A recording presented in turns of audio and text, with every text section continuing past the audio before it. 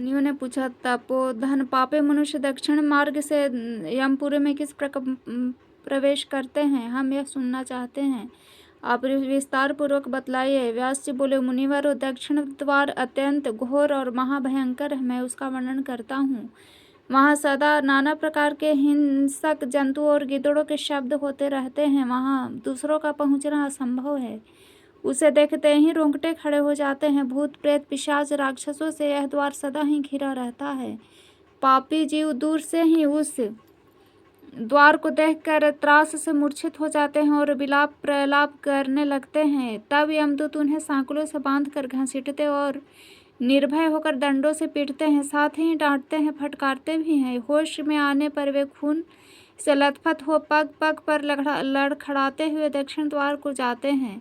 मार्ग में कहीं तीखे कांटे होते हैं, कहीं कहीं छुरे के धार के समान तीक्ष्ण होते हैं, कहीं कीचड़ ही कीचड़ भरी है रहती है, कहीं ऐसे गड्ढे हैं मानो वहां जाना असंभव सा होता है, कहीं कहीं लोहे की सुई के समान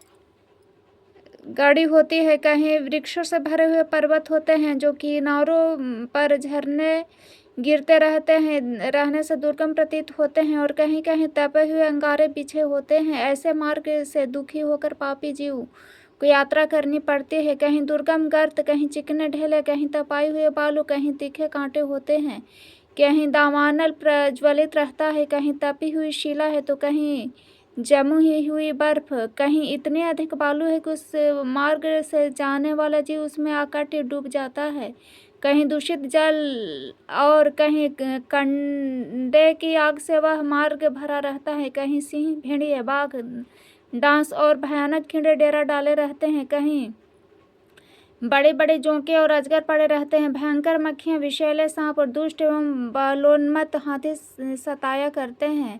खुरों से मार्ग को खोदते हुए तीखे सिंगों वाले बड़े बड़े सांड, भैंसे और मतवाले ऊंट सबको कष्ट देते हैं। भयानक डायनों और भीषण रोगों से पीड़ित होकर जीव इस मार्ग से यात्रा करते हैं। कहीं धूलि मिश्रित प्रचंड वायु चलती है जो पत्थरों की वर्षा करके निराश्रित जीवों को कष्ट पहुंचाती रहती है। कहीं बिजली गिरने से शरीर विदीर्ण हो जाता है, कहीं बड़े जोर से बाणों की वर्षा होती है जिससे सब अंग छिन्न भिन्न हो जाते हैं, कहीं कहीं बिजली की गड़गड़ाहट के साथ भयंकर उल्कापात होते रहते हैं और प्रज्वलित अंगारों की वर्षा हुआ करती है जिससे जलते हुए पापी जीव आगे बढ़ते हैं।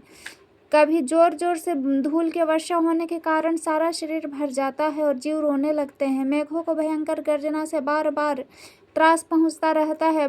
बाण वर्षा से घायल हुए शरीर पर खारे जल की धारा गिराई जाती है और उसकी पीड़ा सहन करते हुए जीव आगे बढ़ते हैं। कहीं कहीं अत्यंत शीतल हवा चलने के कारण अधिक सर्दी पड़ती है तथा कहीं कहीं कठोर वायु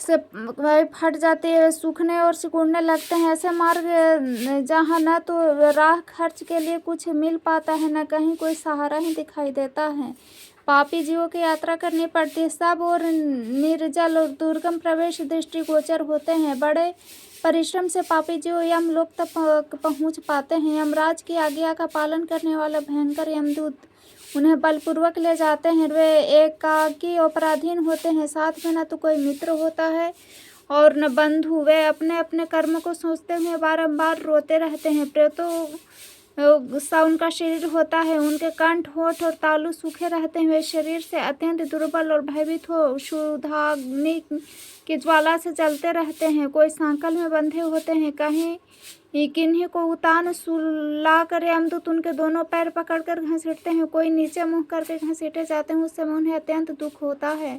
उन्हें खाने को अन्न और पीने को पानी नहीं मिलता। वे भूख प्यास से पीड़ित होकर हाथ जोड़कर दीन भाव से आंसू बहाते हुए गदगद वाणी में बार बार याचना करते हैं और दीजिए दीजिए की रट लगाए रहते हैं। उनके सामने सुगंधित पदार्थ, दही, घी, खीर, भात, सुगंध युक्त पेय, शीतल जल प्रस्तुत होते हैं। उन्हें देखकर वे बारंबार उनके लिए याचना करते हैं। उस समय यमराज के दूत क्रोध से लाल आंखें करके उन्हें फटकारते हुए कठोर वाणी में कहते हैं, ओ पापियों, तुमने समय पर अग्निहोत्र नहीं किया, स्वयं ब्राह्मण को दान नहीं दिया, दूसरों को भी उन्हें दान देते समय बलपूर्वक मना किया। उसी पाप की फल तुम्हारे सामने उपस्थित हुआ है। तुम्हारा धन आग में नहीं जला था, जल में नहीं नष्ट हुआ था, राजा ने नहीं छीना और चोरों ने भी नहीं चुराया था। नराधमों, तो भी तुमने जब पहले ब्राह्मण को दान नहीं दिया, तब इस समय तुम्हें कहाँ से कोई वस्तु प्राप्त हो सकती है। जिन साधु मनुष्यों ने सात्विक भाव से नाना प्रकार के दान किए, उन्हीं के लिए ये पर्वतों के समान अन्न के ढेर लगे दिखाई देते हैं। इनमें भक्ष्य, भोज्य, पेय, लेव्य, चोष्य सब प्रकार के खाद्य पदार्थ हैं। तुम्हें इन्हें पाने की इच्छा न करो, क्योंकि तुमने किसी प्रकार का दान नहीं किया। उन्होंने दान किया, ब्राह्मणों को दिया, उन्हीं का अन्न आकर यहाँ सदा यहाँ जमा किया जाता है। नारी की जीवो, या दूसरों के वस्तु हम तुम्हें कैसे दे सकते हैं। यमदूतों की यह बात सुनकर वे भूख प्यास से पीड़ित जीव उस अन्न की अभिलाषा छोड़ देते हैं। तदंतर यमदूत उन्हें भयानक अस्त्रों से पीड़ा देते हैं। मुद्गा, लोह, दंड, शक्ति, तोमर, परिधि, परिध, भिंदी, पाल, गदा, फरसा, बाणों से उनकी पीठ पर प्रहार किया जाता है और सामने की ओर से सिंह तथा बाघ उन्हें काट खाते हैं। इस प्रकार के पापी जीव न तो भीतर प्रवेश कर पाते हैं और न बाहर ही निकल पाते हैं। अत्यंत दुखी होकर करुणा क्रंदन किया करते हैं। इस प्रकार वहाँ भली भांति पीड़ा देकर यमराज के देत उन्हें भीतर प्रवेश कराते हैं, उस स्थान ले जाते हैं जहाँ सबका नियंत्रण करने वाले धर्मात्मा यमराज रहते हैं। वहाँ पहुंचकर वे दूत यमराज को उनके पापियों की आने की सूचना देते हैं और उनकी आज्ञा मिलने पर उन्हें उनके सामने उपस्थित करते हैं। तब पापाचारी जीव भयानक यमराज और चित्रगुप्त को देखते हैं।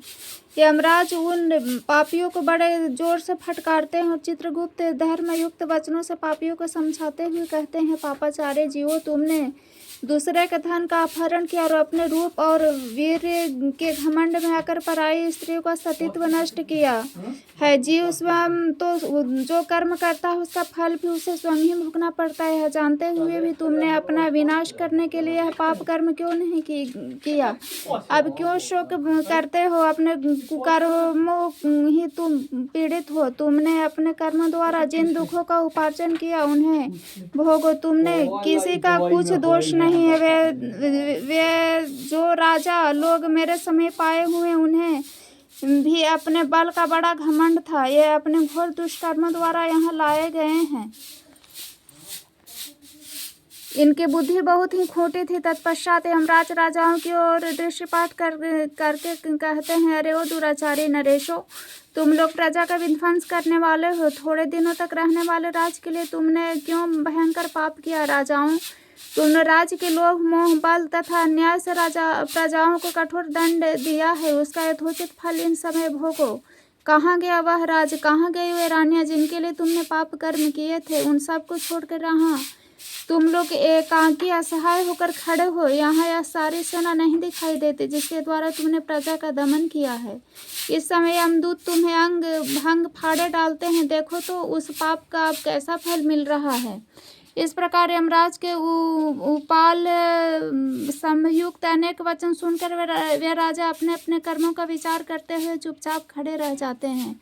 तब उनके पापों की शुद्धि के लिए यमराज अपने सेवकों को इस प्रकार आज्ञा देते हैं, ओ चंड, ओ महाचंड, इन राजाओं को पकड़ कर ले जाओ और क्रमशः नरक की अग्नि में तपाकर इन्हें पापों से मुक्त करो। धर्मराज की आज्ञा पाते ही यमदूत राजाओं के दोनों पैर पकड़कर बड़े वेग से घुमाते हुए उन्हें ऊपर से फेंक देते हैं और फिर लौटकर उनके पापों की मात्रा के अनुसार उन्हें बड़ी बड़ी शिलाओं पर देर तक पटकते रहते हैं, मानो वज्र की किसी महान वृक्ष पर प्रहार करते हैं। इससे पापी जीव का शरीर जर्जर हो जाता है। उसका प्रत्येक छिद्र से रक्त की धारा बहने लगती है। उसकी चेतना लुप्त हो जाती है और वह हिलने डुलने में भी असमर्थ हो जाता है। तदंतर शीतल वायु का स्पर्श होने पर धीरे धीरे वह पुनः सचेत हो उठता है। तब यमराज के दूत उसे पापों की शुद्धि के लिए नरक में डाल देते हैं। एक से निवृत्त होने पर दूसरे पापियों के विषय में यमराज के निवेदन करते हैं, हे देव, आपकी आज्ञा से हम दूसरे पापियों को भी ले आए हैं। यह सारा धर्म से विमुख और पाप परायण रहा है। यह दुराचारी व्याध है। इसने महापातक रूप पातक सभी किए हैं। यह अपवित्र मनुष्य सदा दूसरे जीवों की हिंसा में संलग्न रहा है। यह जो दुरात्मा खड़ा है अगम्य स्त्रियों के साथ समागम करने वाला है। इसमें दूसरे धन का भी अपहरण किया है। कन्या बेचने वाला, झूठी गवाही देने वाला, कृतज्ञ तथा मित्रों को धोखा देने वाला है। इस दुरात्मा ने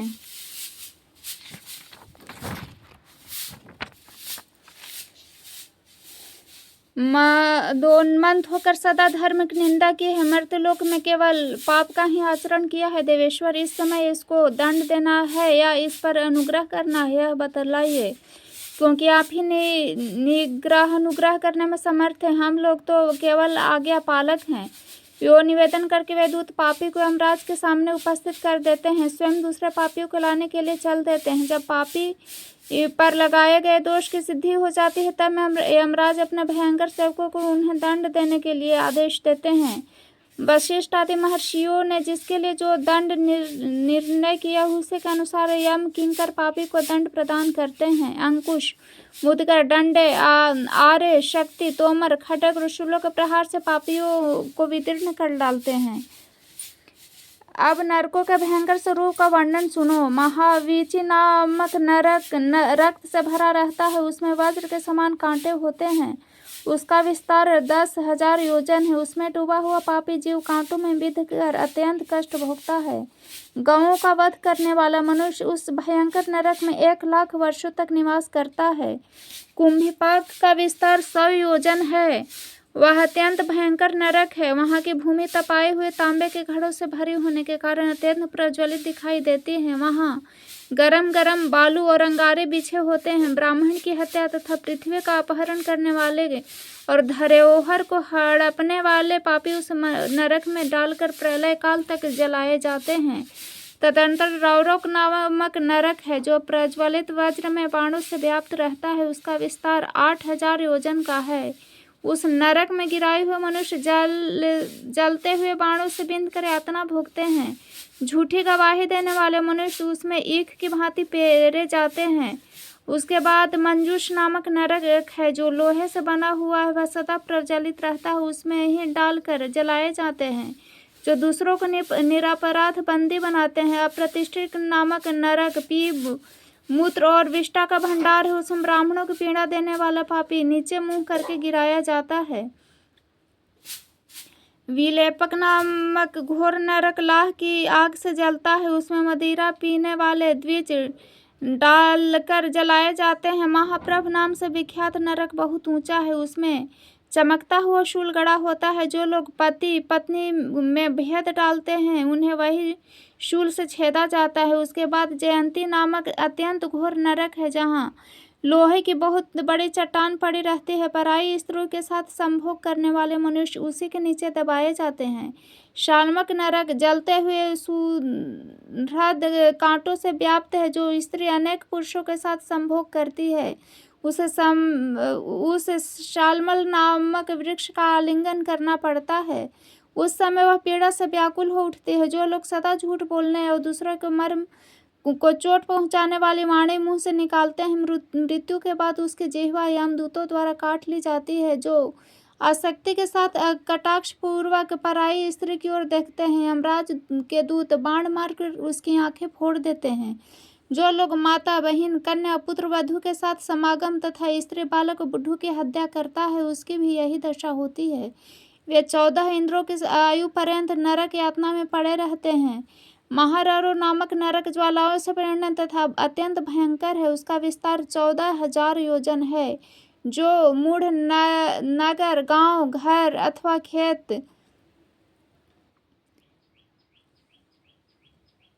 में आग लगाते हुए 1 कल्प तक उस नरक में पकाए जाते हैं।